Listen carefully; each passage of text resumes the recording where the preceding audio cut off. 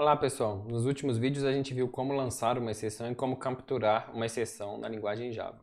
Hoje, nesse vídeo aqui, agora, bem curto, nós vamos ver que a linguagem Java define uma hierarquia de classes de exceção, né?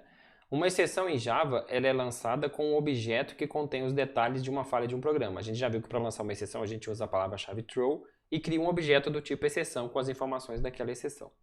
Bom, objeto, quando eu faço um objeto do tipo exceção, o que isso significa?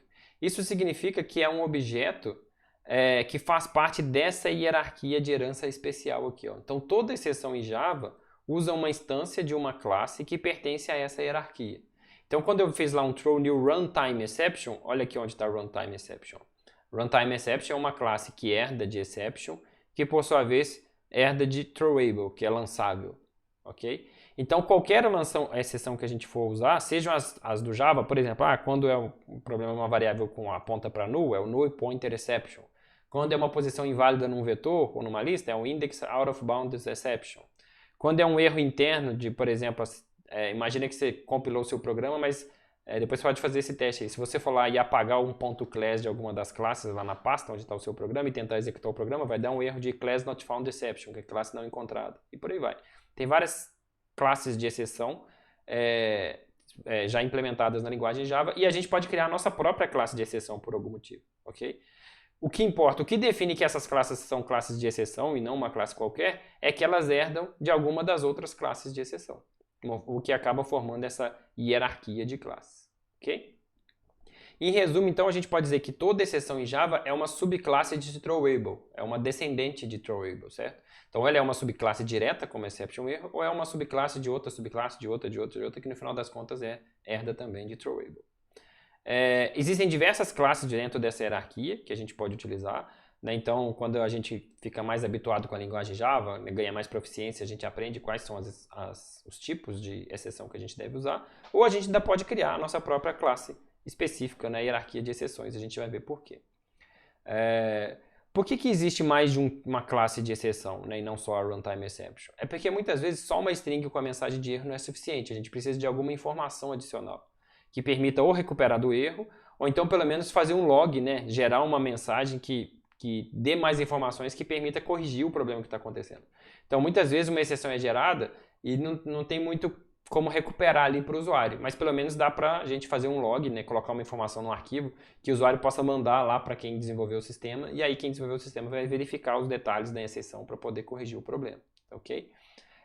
E a vantagem de ter mais de uma classe é que, por exemplo, a null pointer exception ela guarda um tipo de informação, a index out of bounds exception guarda outro tipo de informação. Então, com isso, a gente consegue, depois na hora de fazer o try-catch e capturar essa exceção, a gente consegue capturar essas informações diferentes e fazer alguma coisa útil com isso, tá ok? Então, suponha que a gente tenha um caso nosso de uma situação no nosso sistema que, se der erro, a gente quer fornecer alguma informação especial. O que a gente pode fazer? A gente pode criar a nossa própria classe de erro, basta que a nossa própria classe de exceção, basta que ela herde de alguma dessas outras classes aqui que faça sentido, ok? Então, por exemplo, suponha que a gente crie uma classe chamada saldo insuficiente exception.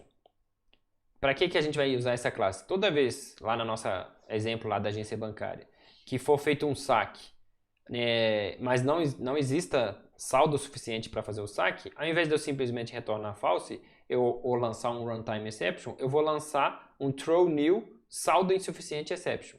Para quê? Para eu ter uma mensagem padronizada e também ter o número da conta e o saldo. Repare que essa classe saldo suficiente exception, ela tem um atributo número da conta e um atributo saldo.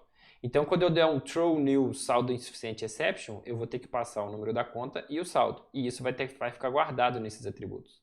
Então, vai ter a mensagem saldo insuficiente na conta tal, o número da conta, mas o número da conta e o saldo vai ficar guardado. Ok? E aqui tem um get número da conta, não está aparecendo aqui, mas teria também um get saldo, né, para fazer sentido. Repare que essa classe, o que ela tem de diferente das outras classes que a gente está acostumado a fazer? É que ela herda de runtime exception. Então, essa saldo insuficiente exception, ela entraria aqui, ó, né, nessa leva aqui de classes aqui que herdam de runtime exception. Então, como ela herda de runtime exception, eu posso fazer throw new saldo insuficiente exception. Aqui eu estou fazendo a chamada ao super e estou passando essa mensagem porque a classe runtime exception, o construtor dela, espera uma mensagem de erro, tá certo? Bom, e aí o que é legal disso? É que na hora que eu fizer o try-catch, né, que eu estava fazendo antes o try catch só catch exception, eu posso agora fazer um catch para capturar especificamente esse tipo de exceção. Então eu posso fazer um catch saldo insuficiente exception lá o nomezinho da variável e aí com essa variável eu posso consultar o número da conta e o saldo e fazer alguma coisa útil com isso. Tá, ok? Essa aqui é a vantagem de criar a nossa própria classe de exceção. Aqui eu herdei de runtime exception. Mas por que eu escolhi runtime exception? Existe uma certa convenção no Java de onde de qual classe que a gente deve escolher para herdar. Bom, a primeira coisa é o seguinte, é que a classe erro e as subclasses dela elas são reservadas para erros da própria plataforma do Java. Então, são coisas que fogem do controle do programador, a gente nunca deveria criar uma classe desse tipo, é uma coisa interna do Java. Já agora a gente tem dois tipos de exceção. Repare que aqui o herdando de exception a gente tem minha exceção verificada, né? Ou seja, se eu criar uma classe que herda de exception, ela é verificada. Já se eu criar uma classe que herda de runtime exception, ela é não verificada. Bom, qual que é a diferença? Uma exceção verificada a gente usa para situações nas quais a gente não espera que alguma coisa aconteça, mas que não pode ser esquecida. Então, por exemplo, você vai salvar um arquivo e o HD está cheio. Repara que isso é uma coisa que o programador na hora que está fazendo ele nem pensa nisso. Mas se isso acontecer, isso precisa ser tratado.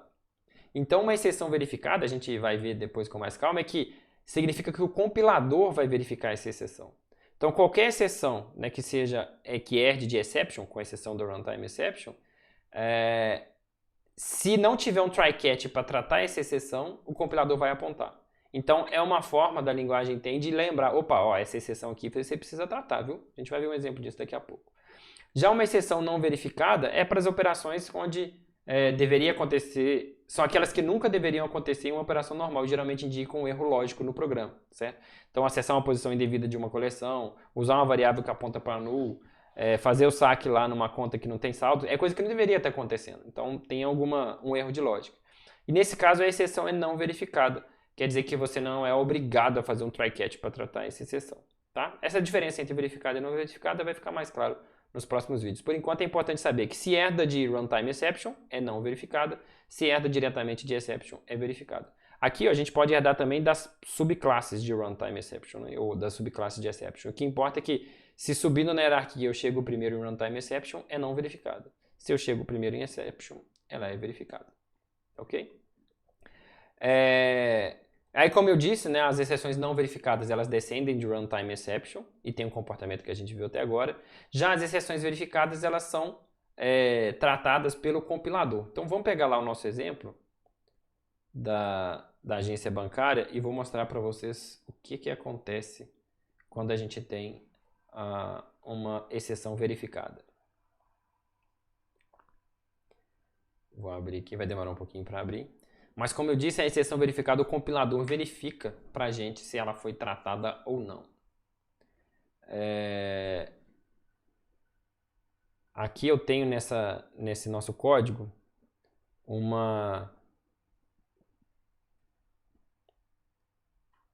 método aguardar enter, que é para toda hora que a gente usa a opçãozinha de menu lá, ele para e espera o usuário apertar enter para mostrar o menu de novo.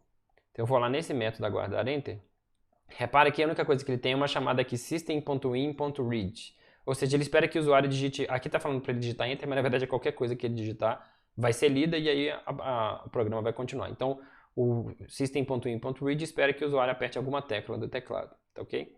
Repara que isso aqui está dentro de um try catch. Isso aqui é um try catch até que não é muito bacana, né? Que é o que a gente brincava na empresa do try catch cala a boca. Né? Porque se der uma exceção, ele simplesmente captura e não faz nada. Ok? Geralmente esse é um tipo de coisa que a gente não se faz, mas aqui como exemplo didático serve, ok?